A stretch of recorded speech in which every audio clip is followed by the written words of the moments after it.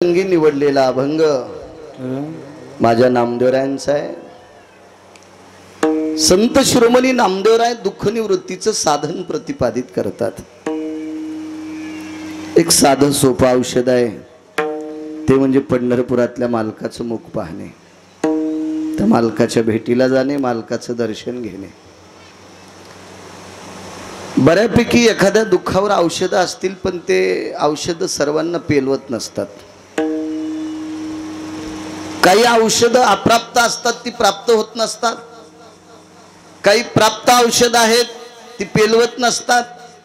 काही प्राप्त झालेली औषध त्याचा दुष्परिणाम सुद्धा असतो।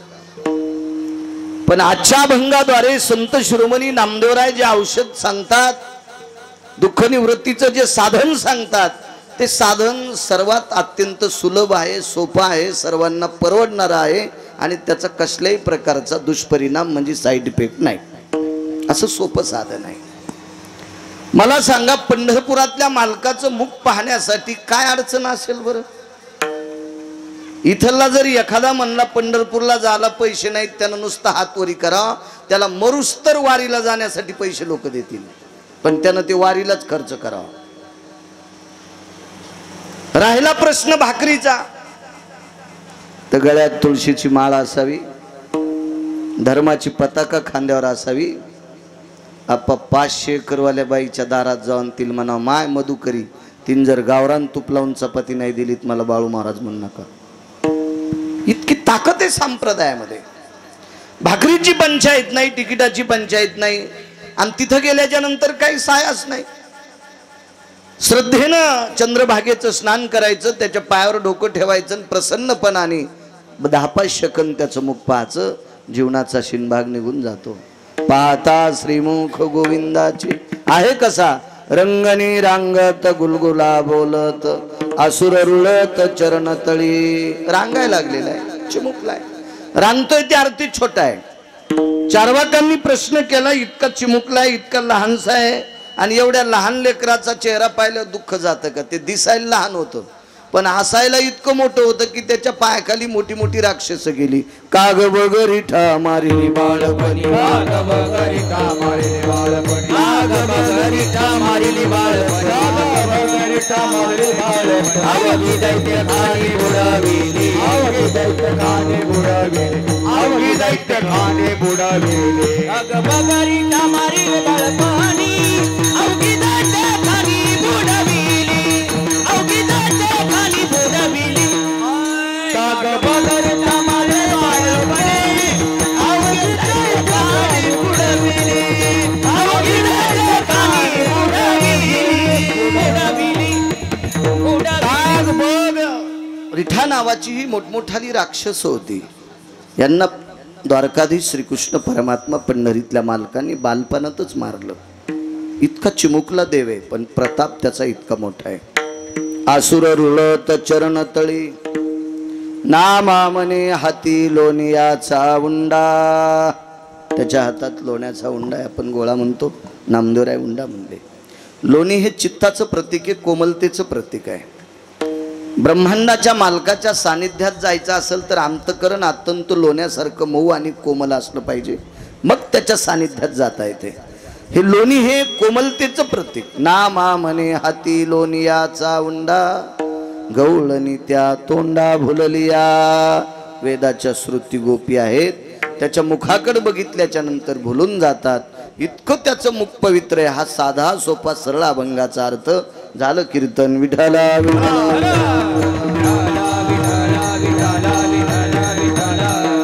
मोठ्या श्रद्धेने, मोठ्या अट्टहासाने, मोठ्या असीम प्रयत्नाने चालत असलेला अखंड हरिनाम सप्ताह ज्ञानदान अन्नदान सोहळा मौजे डिग्रस या परमपावन सात्विक सदाचारी पुण्यशील काळ्या मातीची नाळ असलेलं गाव,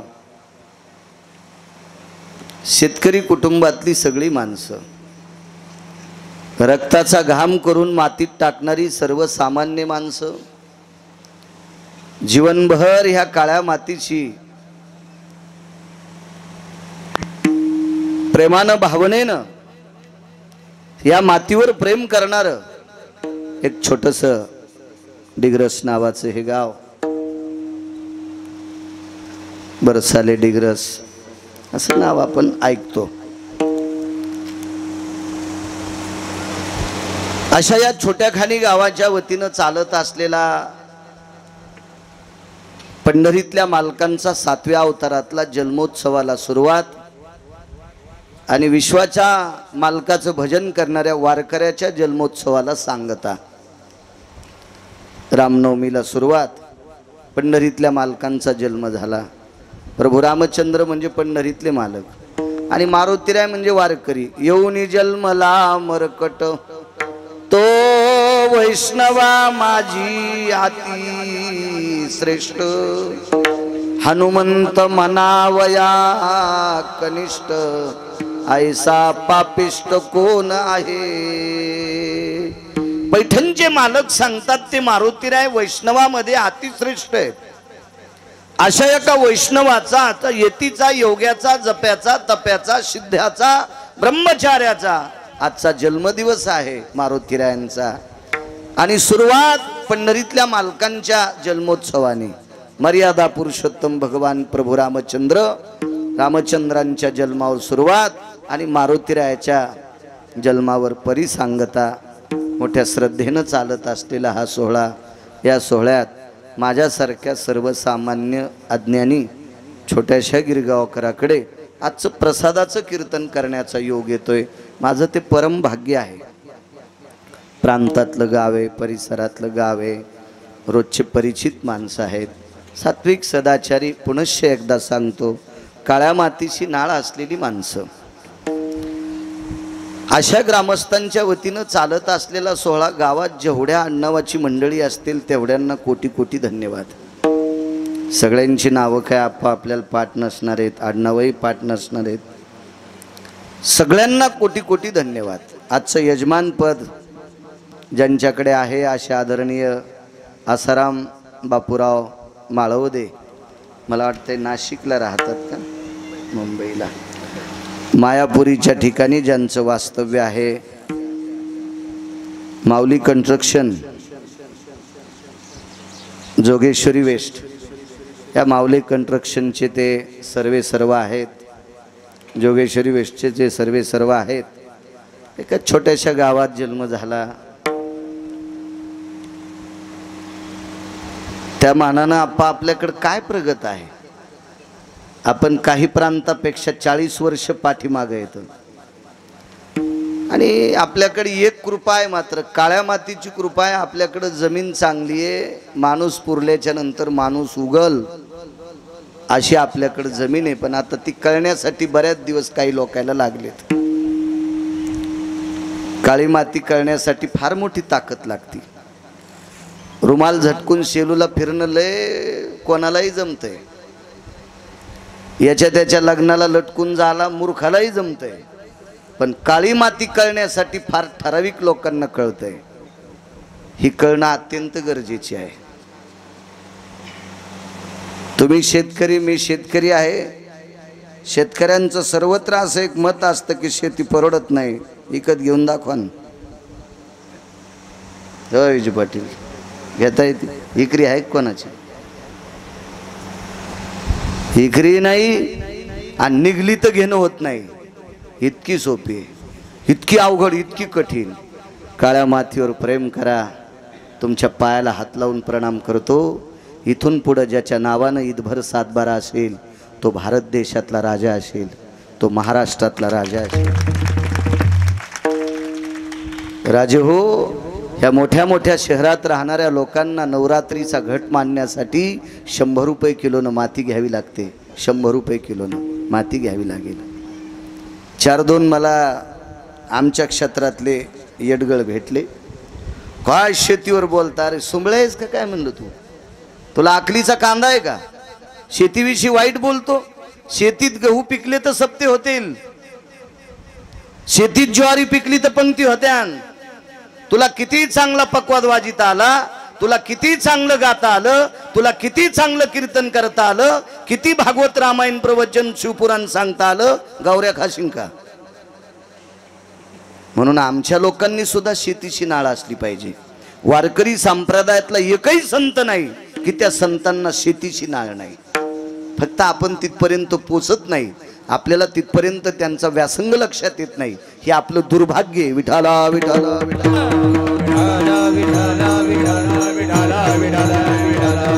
अशा परमपावन या काळ्या मातीमध्ये एका छोट्याशा खेड्यामध्ये आसारामजीचा जन्म झाला. आणि मायापुरी, जुनी लोक मुंबईला मायापुरी म्हणायचे, अर्थाचं एक फार मोठं गोड. या महाराष्ट्राच्या मातीची राजधानी अशा या मुंबईसारख्या ठिकाणी माऊली कंस्ट्रक्शन जोगेश्वरी वेस्ट आपलं तिथं प्रभुत्व कमवलं, एक छोटंसं विश्वस्थापन केलं आणि अस्तित्व निर्माण केलं. अशा आसारामजी आळवदेंना पुनश्च एकदा धन्यवाद देतो. त्यांच्या योगाने या महाराष्ट्राच्या मातीमध्ये 4452 गाव मला पाहायला भेटले. कारण जिथं पहिल्यांदा येतो ते यादीत घेतो. असे 4452 गावं आजच्यानं माझी महाराष्ट्रातली पूर्ण झाले. परम पावन सात्विक सदाचारी पुण्यशील मावल्या असतील, सत्पुरुष असतील, सर्वांना गिरगावकराचा नाक घासून प्रणाम. दोन्ही मृदंगाचार्यांना प्रणाम करतो. पाठीमागं अंशीरामजी असतील, हिरामनजी असतील, पंजाबराव असतील, शिवाजीराव चोपदार असतील, आमचे शिराळकर हे चंदू महाराज असतील, बंडू महाराज आदी करून सर्व ही महाराज मंडळी, या बाजूचे सगळे इथून इथपर्यंत. मस्तक माझा पायावरी या वारकरी संतांच्या एखाद्याचं नाव विसरलं असेल तर मोठ्या मनानं मला क्षमा करा. विठाला विठाला.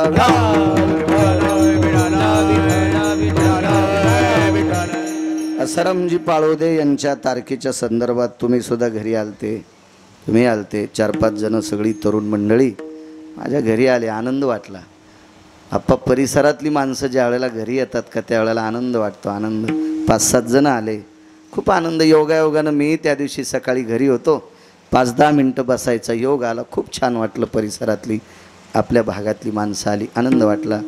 नंतर पुन्हा आसाराम अण्णा याच गावचे जावाई येतं, अण्णा संपर्क करत होते. त्यांचा फोन तिकडं मुंबईवरनं येत होता. तुम्हालाही संपर्क झाला, सगळीजण आले, मलाही येण्याचा योग आला. पुनश्च एकदा या पवित्र मातीला प्रणाम करतो.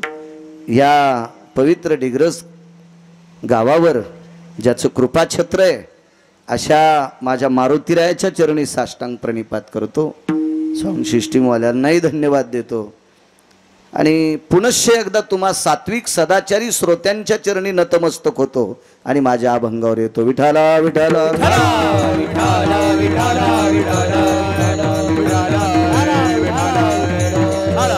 दुःखाची निवृत्ती सुखाचे ते सुख पाहता श्रीमुख गोविंदाचे. दुःख निघून जातंय आणि सुखाच्याही पलीकडचं सुख प्राप्त होतंय, पण ते मात्र त्याचं मुख पाहिल्याच्या नंतर. काय ताकद असेल महाराष्ट्राच्या मुखामध्ये. पाहता श्रीमुख सुखावले सुख डोळ्याची भूक. नवजे माझ्या डोळ्याची भूक. नवजे माझ्या डोळ्याची भूक. नवजे माझ्या डोळ्याची भूक. पाहता श्रीमुख सुखावले सुख डोळ्याची भूक. नवजे माझ्या डोळ्याची भूक. नवजे माझ्या श्रीमुख सुखावले सुख डोळ्याची भूक. नवजे माझ्या डोळ्याची भूक. नवजे माझ्या. महाराज ते मुख बघितल्याच्या उतार संदेशी घ्यायचा. ते मुख बघितल्याच्या नंतर सुख प्राप्त होतंय, इतकी त्या मुखात ताकद आहे. माझ्या आळंदीतले मालक तर इतकं गोड म्हणतात. रूप पाहता लोचनी सुख झाले हो साजनी. तो पंढरीतला मालक बघितला की सुख प्राप्त होते असं माऊली महावैष्णव ज्ञानोबाराय सांगतात. तो सात्विक देव आहे. सदाचारी देव आहे विजू पाटील, तो देव. बाकीच्या देवाला वारकरी संप्रदायातल्या लोकांनी मान्यता दिली नाही. शेंदरी हेंदरी दैवते कोण पूजी भूते केते. महाराज हे जे देव आपल्या पोटासाठी भीक मागायलेत का, ह्या बोंबल्या देवाच्या पाया पडून तुमचं काय चांगलं होणार आहे? ते स्वतःसाठी भीक मागायलेत त्याच्या पोटासाठी, ते काय तुमचं कल्याण करणार आहेत? तुमचं कल्याण करणारा, माझं कल्याण करणारा जगाचा बाप पंढरीतला मालक आहे. विठाला तुम्ही अजून लक्षात घ्या. आमचे भागवताचार्य मुकुंद महाराज सुद्धा हजर आहेत, त्यांनाही धन्यवाद. काय सात्विक, किती सदाचारी देव आहे. बाकीच्या देवांना नाना प्रकारची साधनं लागतात, काही लागत नाही हो या देवाला. पंढरपुरातल्या मालकाला पैसे लागत नाहीत, काही लागत नाहीत. त्याचे पायी घाला मिठी मूल नेघे जगजेटी. भावा एकासाठी खांदा वाहे आपुल्या. श्रद्धेनं त्याच्या पायाला मिठी घातली रे घातली, त्याच्या पायावर डोकं ठेवलं की तो श्रद्धेमुळे तो खांद्यावर घेऊन नाचतोय. इतका परम पावन पवित्र देव माझा पंढरीतला बाप आहे. तो विश्वाचा बाप आहे, विश्वाचा मालक आहे. आणि त्या मालकाचं मुख बघितलं की दुःख जातं. दुःख नाही असा जगात माणूस नाही, काही ना काही दुःख आहे. जगी सर्वाईसा कोण सुखी आहे, विचारी मना तुझी शोधोनी पाय. प्रत्येक जण दुःखी आहे. एक जण म्हणला पैसे जास्त असल्यावर दुःख येत नसतं. त्यांना येडगळ आहेस तू. पैशान जर सुख प्राप्त झालं असतं तर रावण सुखी झाला असता ना. ते फार श्रीमंत होता रावण. रावणाची एक चौकट टिकल्यावर 35 बारे आमदार होता येत होतं. कोणाची मायवेली त्याच्या विरोधात फॉर्म भरायला. इतका मोठा श्रीमंत रावण, त्याच्याकडे 7 कोटी चौकटी होत्या. भिताड 269 किलोमीटरचं. एवढा मोठा रावण, पण सुख नव्हतं त्याला. एका कवडीचं सुख नाही. बायकाचा विचार केला तर 80,000 बायका होत्या. मग त्याला तेवढ्या करून सुख नाही तर आपल्याला एकीत काय भेटन? बरं, त्याच्या बायका आपल्या बायकासारख्या नव्हत्या. पहाती कवाडाकडून चलती भिताडाकडं. 80 सहस्र सुंदरा कामिनी माझी मुख्य राणी मंदोदरी. 80,000 सुंदर पत्न्या रावणाला होत्या. किती पोरग रावणाचं एक खतरनाक. आपल्याकडं एक पद असल्यावर मंत्र्याच्या गाडीला एक दिवा असतो. आता तर ते पण काढेत म्हणून, पण एक दिवा असायचा मंत्र्याच्या गाडीला. असे 222 एकाच्याच गाडीला दिवे. असा 33 कोटी देवाचा राजा इंद्र. या इंद्राला रावणाच्या पोरानं 17 बाऱ्या बांधून आणलं, म्हणून रावणाच्या मुलाचं नाव इंद्रजित पडलं. सत्रजित इंद्रजित त्याचंच नाव. एवढा मोठा रावण. त्याच्या प्रधानानं जांभळी दिल्यावर यमाचं धोतर सुटत होतं. यमाला दात खेळी बसत होती. एवढा प्रभावशाली रावण, पण सुख नाही ना. तर तुम्हा आम्हाला 10 क्विंटलात किती सुख भेटणार आहे? आपली योग्यता तरी काय, आपली पात्रता तरी काय? सुख जर पाहायचं असेल तर फक्त त्या देवाच्या मुखात आहे, त्याच्या पायात आहे, त्याच्या नामात आहे, संतांच्या सानिध्यात आहे. सुखवशे हे चिठाई बहु पायी संतांच्या पायावर सुख आहे, देवाच्या पायावर सुख आहे, देवाच्या मुखात सुख आहे, देवाच्या नामात सुख आहे, संतांच्या संगतीत सुख आहे. आपल्याकडे सुख नाही का? आपण प्रापंचिक माणसं आहोत. कायमस्वरूपी व्यथेत जीवन गेलेलं, आपलं समस्येत जीवन गेलेलं माणसं. आपल्याकडे कसलं सुख आलंय? हे सुख प्राप्त करायचं असेल तर त्याच्या मुखात फार मोठी ताकद आहे. त्याचं मुख बघितलं की सुख प्राप्त होतंय. कोणाला मिळालं? असं कोणी आहे का की ज्याला ते पाहिल्याच्या नंतर सुख प्राप्त होते? वारांगणेची कन्या होती एक. वारांगणा म्हणजे आपल्या प्रचलित भाषेमध्ये तिला वेश्या म्हणता येईल. एका वेश्येची मुलगी आहे. फार सुंदर होती ती. आवाज करा मोठा, करा करा करा. ह्या मॉनिटरला द्या आवाज. वेश्येची कन्या आहे. एवढी सुंदर, एवढी सुंदर की त्या तिच्या रूपाला आग लागो इतकी सुंदर होती. तिने विचार केला, आईचं जीवन आपलं मातीत गेलंय, आपलं जीवन मातीत जाता कामा नये. कळत्या काळापासून तिने एक अरण्य स्वीकारलं आणि त्या जंगलात ती राहत गेली. या जंगलात गेली अशी काही पाप्यांना कळाल्याच्या नंतर ते पापी तिला शोधण्यासाठी त्या जंगलात फिरत होती. पण ती नाही सापडली कोणाला. जंगलात राहणाऱ्या 5 स्त्रिया, त्याच्यापैकी कृतात्रेता युगात एक स्त्री राहिली, तिचं नाव शबरी. आणि पुढे कलियुगातला जर काल पाहायचा गेला तर ही कान्होपात्रा, हिचं नाव आहे कान्होपात्रा. अत्यंत सुंदर. 700 वर्षापूर्वीचा काळ आहे. माऊली महावैष्णव ज्ञानोबरायाची कृपा तिच्यावर लाभली. परमपावन सात्विक सदाचारी कान्होपात्रा. हिला पकडण्यासाठी बऱ्यापैकी लोकांनी प्रयत्न केला, पण ती सापडत नव्हती. एके दिवशी माऊली महावैष्णव ज्ञानोबराय, निवृत्तीदादा, सोपान काका, मुक्ताई साहेब, रामकृष्ण नामाची दिंडी चालली आणि ती उंच अशा डोंगरावर होती. तिनं पाहिलं ज्ञानोबरायाच्या चेहऱ्याकडं. काय रूपात ताकद आहे पंढरपुरातल्या मालकाच्या. चेहऱ्याकडे बघितल्याच्या नंतर तिला तिच्या अंतःकरणाला गोड शेवलय प्राप्त झाले. तो ज्ञानोबरायाचा चेहरा होता. महाराज सूर्याच्या प्रकाशाकडे बघितलं की प्रकाश होता, पण घाम काढीत होता. सूर्याचा प्रकाश तेजस्वी पण घाम काढीत होता. ज्ञानोबरायाच्या चेहऱ्यातून मिळालेली ओलय अंतःकरणाला ओलावा फोडत होते. तिच्या लक्षात आलं आपलं कल्याण करणारं गोड व्यक्तिमत्व आहे. आणि ती चालत आली नाही, डोंगरावरून अंग टाकून दिलं आणि लोटांगण घेत घेत घेत ज्ञानोबरायाच्या पायावर विलीन झाली.